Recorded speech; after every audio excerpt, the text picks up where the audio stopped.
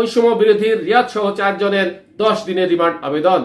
সাবেক সংসদ সদস্য শাম্মী আহমেদের গুলশানের বাসায় চাঁদাবাজির অভিযোগে বৈষম্য বিরোধী ছাত্র আন্দোলনের নেতা আব্দুর রাজ্জাক রিয়াদ সহ 4 জনের 10 দিনের রিমান্ডে নিতে আবেদন করেছে পুলিশ।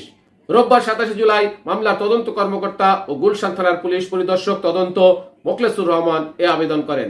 এ বিষয়ে ঢাকা মেট্রোপলিটন ম্যাজিস্ট্রেট আদালতে শুনানি হবে। রিমান্ড চাওয়া অন্যান্যরা হলেন সাকাদাউন সিয়াম, সাদমান সাবাব, মোহাম্মদ ইব্রাহিম হোসেন। এর আগে একই দিন সিদ্দিক আবু জাফর বাদী হয়ে গুলশান থানায় মামলা করেন। এতে তিনি 6 জনকে আসামি করেন।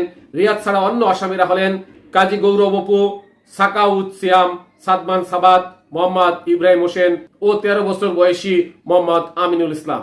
মামলার এজাহারে বলা হয়েছে, গত 17 জুলাই সকাল 10টায় আসামি আব্দুর রাজ্জাক রিয়াজ কাজী গৌরব অপু গুলশানের 83 নম্বর রোডের সংরক্ষিত নারী আসনের সাবেক এমপি শাম্মী আহমদের বাসায় যান।